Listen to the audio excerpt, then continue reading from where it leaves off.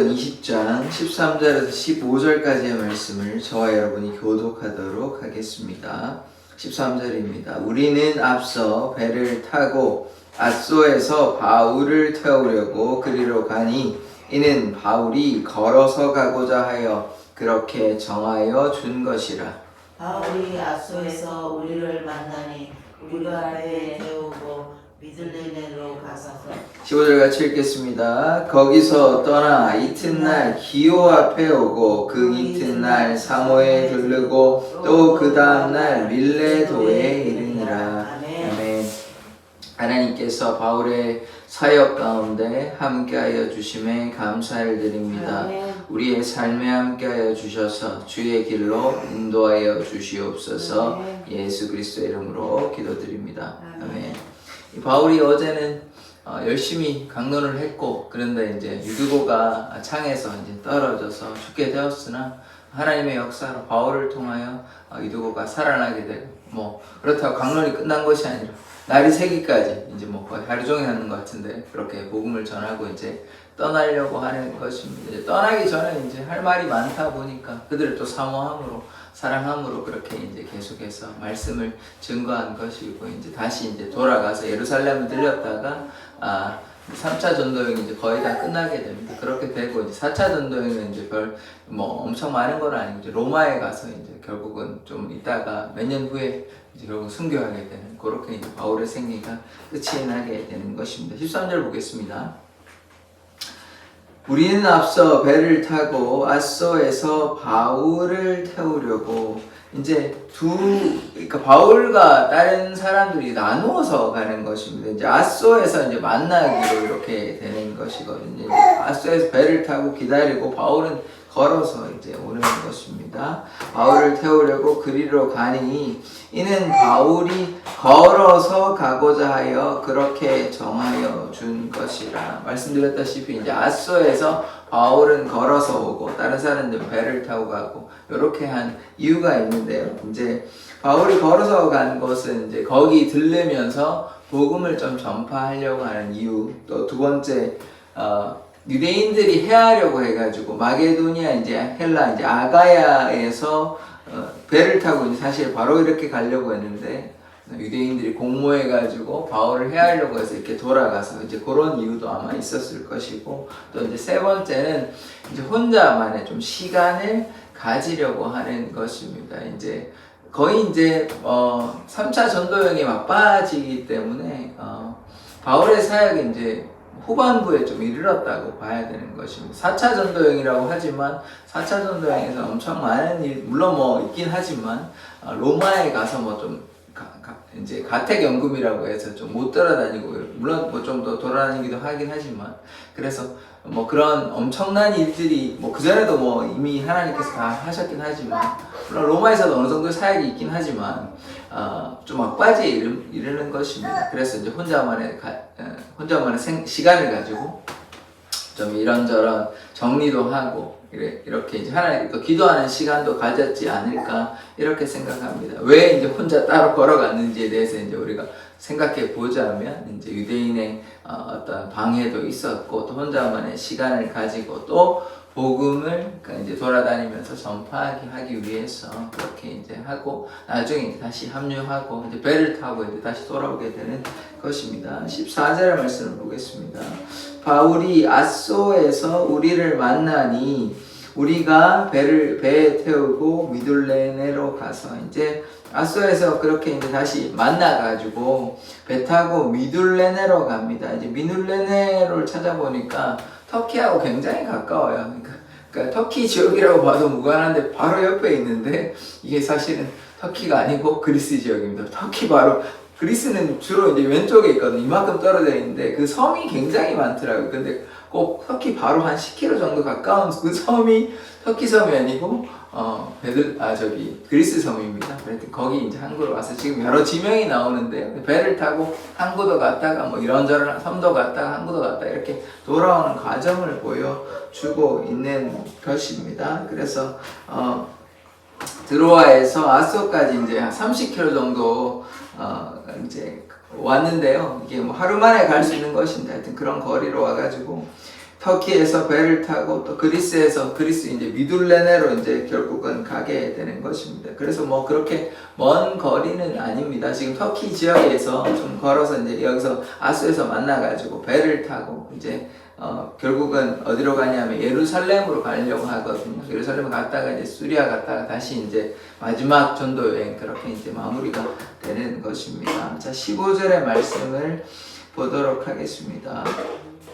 거기서 떠나 이튿날 기호 앞에 오고 그 이튿날 사모에 들르고 그 다음날 밀레도에 이르니라. 이래서 기모도 항구고요. 터키 밀레도에 결국은 이르게 되는데 밀레도는 이 항구입니다. 그런데 여기서 이제 결국은 배를 타고 거기서 결국은 바로 이렇게 사실은 그 방해가 없었다면 아가에에서 그렇게 배를 타고 바로 이렇게 갔을 텐데 지금 방해가 해서 다시 돌아가가지고 이제 터키 지역으로 와서 이제 마게도니아 지역이 아니라 터키 지역에 와서 이제 배를 타고 여기 들었다 저기 들었다 이렇게 오게 되는 과정을 보게 되는 거죠. 오늘 뭐 내용에서는 별 뭐 그게 없고요. 그냥 3차 전도여행이 마무리를 하고 돌아오는 과정을 좀 보여주는 과정입니다. 그래서 이제 돌아와서 뒤에 이제 말씀에 어떻게 되는 거냐면 오순절에 예루살렘에 가고자 이게 그 말씀에 나와 있거든요. 이제 그 다음 말씀에 나와 있는데 내일이 아니라 그 다음 주에 보면 되는데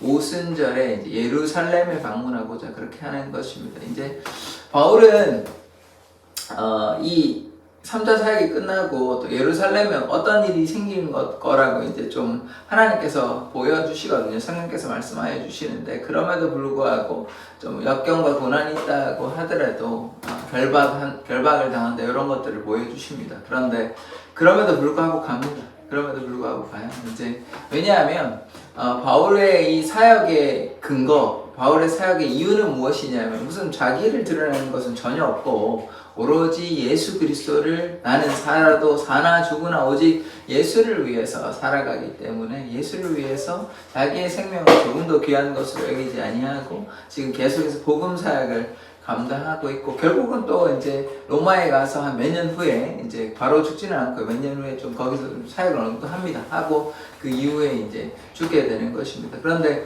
이런 사역들을 하면서 바울이 많은 성경책들을 썼거든요. 바울의 편지들 있지 않습니까? 뭐 이런 로마서부터 로마에 가기를 원해 로마서, 뭐 갈라디아서, 고린도 전후서 이런 뭐 옥중 서신도 있고요. 여러 가지 서신들 13개 뭐 그렇게 엄청 많은 양은 아니지만 근데 한 사람이 쓴 거 아닙니까?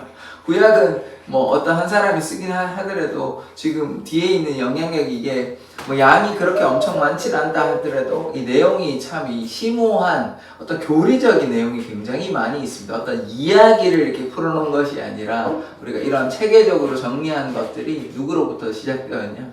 바울이 이런 것들을 다 이제 갖추어 놓은 것입니다. 물론 예수님께서 많은 말씀을 하셨죠. 그런데 이런 것들을 뭐 정리한 사람은 누구냐? 이 로마가 바울이 이런 기초를 다 세운 것입니다. 그래서 바울이 이런 사역을 감당하면서 여러 지역에 편지를 쓰면서 이게 결국 성경이 되는 것인데 이런 것들을 쓰면서 그러니까 예수님 다음에 기독교를 토대를 만든 사람이 누구냐고 이렇게 우리가 얘기한다면 바울이 이런 기독교의 토대를 만들었다고 해도 과언이 아닌 것입니다. 물론 뭐 예수님께서 다 하신 거지만 그 위에 이제 학문적인 체계 이런 것들을 세운 사람은 누구냐?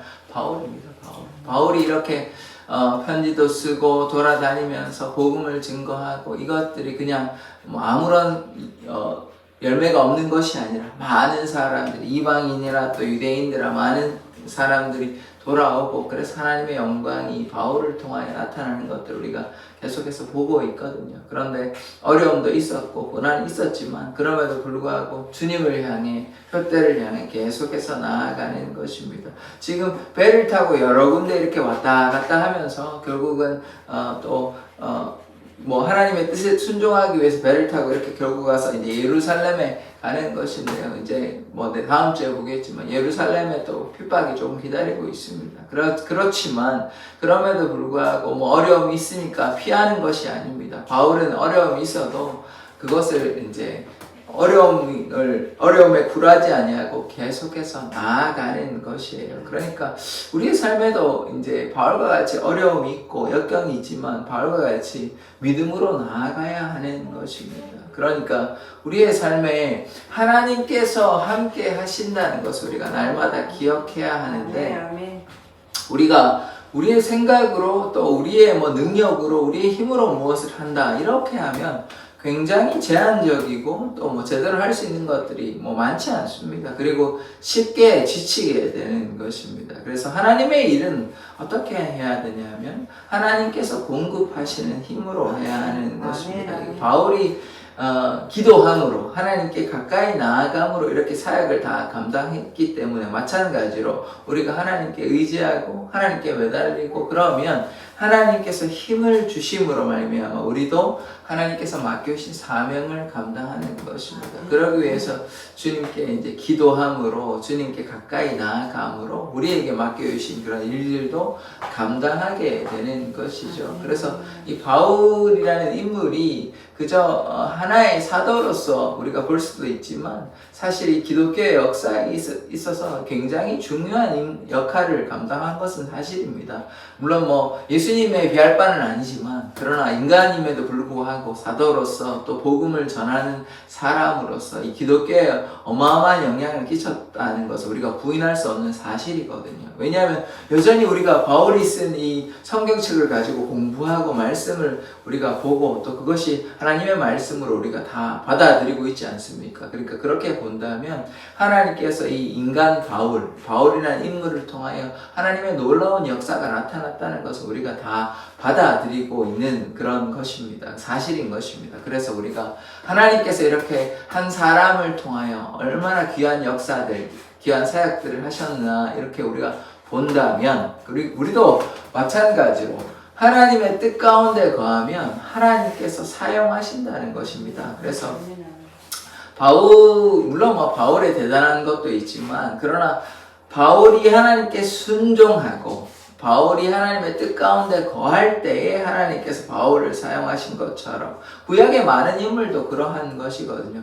내용이 좀 짧다고 해서 사실은 노아 같은 경우에는 굉장히 긴 시간을 살았지 않습니까? 그럼에도 불구하고 내용은 그렇게 길지는 않죠. 그런데 노아라는 인물은 어떻습니까? 하나님께 순종함으로 노아의 방주를 이렇게 큰 방주를 짓게 되었지 않습니까? 그래서 구원의 역사가 나타난 것처럼 하나님께서 하나님의 사람들을 이렇게 시대에 따라서 다 사용하시는 것이에요. 그런데 이제 바울이라는 인물을 통해서 성경적인 진리, 어떤 교리가 이렇게 잘 체계적으로 정리가 된 것이 사실이거든요. 그래서 하나님께서 지혜로운 사람 또 순종하는 사람을 통하여 하나님의 역사가 이렇게 나타나는 것들의 기록, 이것이 성경이고 또 그것은 사람들의 기록이라고 볼 수가 있지만 그러나 그 사람들의 기록이 아니라 하나님께서 이 사람들을 통하여 어떻게 역사하셨는지 하나님이 행하신 기록, 이렇게 이해할 수 있는 것입니다. 그러니까 다른 말로 이야기하면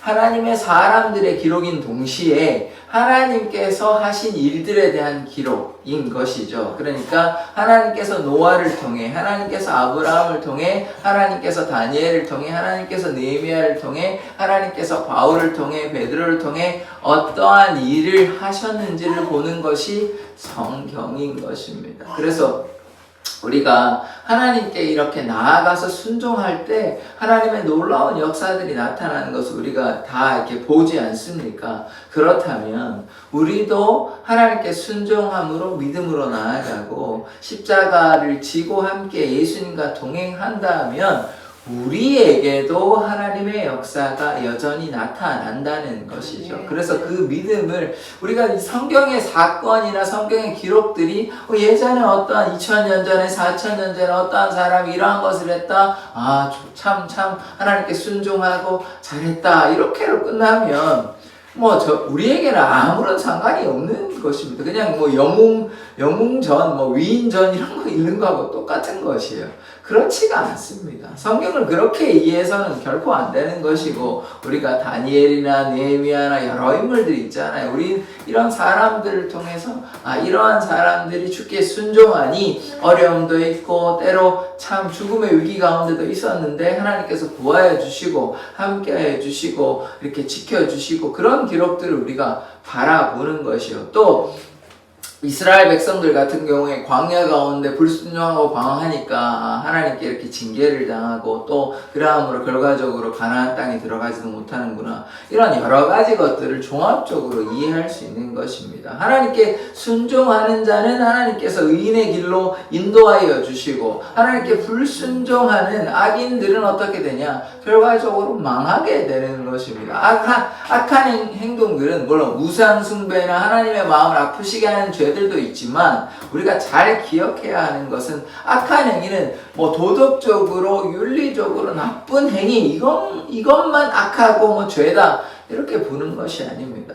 하나님께 우리가 맡겨주신 일들이 있는데 그것을 감당하지 못하는 것, 그것도 죄악인 것이에요. 다른 말로 불순종이 어떤 심각한 죄악을 저질러야만 그것이 어떤 잘못된 것이고 나쁜 것이고 악한 것이 아니고, 하나님께서 원하시는 일들이 있잖아요. 이를테면 바울을 통하여 이방인의 사도로 세워가지고 많은 역사들이 나타나야 되는데, 만약에 예를 들어서 바울이 거기에 불순종하였다면 지금 성경에 이런 뒤에 신약들은 거의 없었을 것입니다. 그리고 바울의 사역은 별로 없었겠죠. 그렇게 끝나는 것입니다. 사실 안 가는 게 엄청난 나쁜 일은 아니잖아요. 그러나 하나님께서 보시기에는 어떻냐면, 하나님께서 이 바울이라는 인물을 통하여 하나님께서 이런 계획들이 있었단 말이에요. 이 사람이 좀 어려움이 있어도 이 사람을 통해서 1차, 2차, 3차, 4차 전도여행을 통해서 많은 복음의 역사들이 나타나기를 원하셨는데, 그것이 하나님의 뜻이고 계획이었는데, 만약에 바울이 거기에 불순종하였다면 이것도 하나님께서 보시기에 참 악하고 안 좋은 것입니다. 인간적으로 봤을 때는 도덕적으로 윤리적으로 잘못한 것은 하나도 없을 수 있어요. 그러나 불순종의 죄가 있는 것입니다. 그렇다면 이것이 어떤 사람에게만 해당되는, 어떤 특정한 사람에게만 해당되는 것이 아니라, 사도로 불렀던 바울에게만 해당되는 것이 아니라 우리에게도 동일한 것입니다. 하나님께서 우리에게 원하시는 그 뜻과 계획이 있는 것이에요. 그런데 거기에 순종하지 아니하고 계속해서 방황하고 하나님 마음을 아프시게 하면 그것이 큰 죄악인 것입니다. 도덕적으로 윤리적으로 잘못해서만 죄악이 되는 것이 아니에요. 하나님의 마음을 헤아리지 아니하고, 첫째 아들 말씀을 드렸잖아요. 그렇게 행하면 그것도 하나님께서 기뻐하시는 일이 전혀 아닌 것입니다. 그러니까 제가 이제 교회에 대해서 여러 번 말씀을 좀 드렸는데, 교회라는 공동체는 그냥 그 공동체 안에서 등불이 있잖아요. 등불이 있으면 등경 위에 두어야 하는 것이지, 이렇게 사발 안에 둬가지고 이렇게 넣어버리면 빛이 비칩니까? 안 비치죠. 새까맣잖아요. 가려 있으니까. 근데 우리는 세상의 빛과 소금의 역할을 감당해야 되는데, 교회라는 공동체가 그냥 그 사발 안에 있는 것처럼 갇혀 있으면, 그러니까 제가 다른 말로 얘기하면 그냥 교회 공동체 안에서 그냥 편안하게 있으면서 전도와 선교의 사명을 감당하지 않고 하나님께서 원하시는 사역을 감당하지 않은 채 교회 공동체 안에서만 있으면 이것은 또 하나님께서 기뻐하시는 일이 아닌 것입니다. 그럼 어떻게 해야 되냐? 세상 가운데 빛과 소금의 역할을 감당하는 것이죠. 그러니까 교회 안에서만, 공동체 안에서만, 믿음이 연약한 사람은 그렇다 치십시다. 그런데 신앙을 오래하고 하나님께 나아갔는데 여전히 그냥 그 공동체 안에서만 머물려고 하면 그건 또 안 되는 것입니다. 그러니까 우리가 어떻게 해야 돼요? 세상을 향해, 분명히 성경에는 오직 성령이 너에게 임하시면 권능을 받고 땅끝까지 이르러 내 증인이 되리라. 예수의 증인된 삶, 복음을 부끄러워하지 말라. 이것은 하나님의 능력이니까 복음을 증거하라고 우리에게 요구하시지 않습니까? 그런데 그것에 순종하지 아니하고 그냥 교회 안에서 믿음이 자랐음에도 불구하고 나는 여전히 예레미야 같이 아이고 모세와 같이 말을 못하겠다 그러고 그냥 여전히 이렇게 교회 안에서 이제 안주해 있으면 그것도 하나님께서 그렇게 기뻐하시는 일들이 아닌 것입니다. 그럼 우리가 어떻게 해야 되냐? 우리가 할 수 있는 만큼 뭐 엄청난 일을 할 수는 없더라도 우리가 할 수 있는 만큼 복음을 증거하는 삶을 살아야 하는 것입니다. 그것이 우리를 부르신 이유예요. 바울만 부르신 게 아니에요. 뭐 예전에 뭐 어떤 사람 뭐 바울 뭐 베드로 제자들 사도들 이 사람이 이렇게 귀한 사역을 감당했으니까 참 좋다. 그걸로 끝나면 되는 것이 아닙니다. 그렇게 했다면 우리도 예수의 제자이고 하나님의 자녀이고 하나님의 백성이고 십자가 군병이라면 우리도 하나님의 사역을 감당해야 하는 것이죠. 이게 뭐 남들이 뭐 누가 뭐 김한무기가 뭐 대신해 주는 것이 아니고 내가 해야 되는 일이에요. 내가 하나님의 백성은 그냥 하나님이 아버지 되시고 우리가 자녀 되고 그걸로 끝났다. 행복하다. 구원받았다. 그걸로 끝나는 게 아닌 것입니다. 우리에게 하나님께서 요구하시는 일들이 있는 것이에요. 거기까지 이르는 것이 하나님을 기쁘시게 하는 것이지 그냥 옆에 있기만 하고 그냥 안에 머물러 있기만 하고 하나님의 사명을 감당하지 않는다면 우리는 하나님께서 책망하시는 하나님을 기쁘시게 하지 않은 불의한 불순종하는 종인 것입니다. 그래서 우리가 하나님을 기쁘시게 하려면 하나님께서 맡겨주신 그 사명을 감당하는 자가 되어야 하는 것입니다. 그러하다면 교회가 어떻게 되는 것입니까? 교회가 부흥하고 성장할 수 있게 되는 것 아닙니까?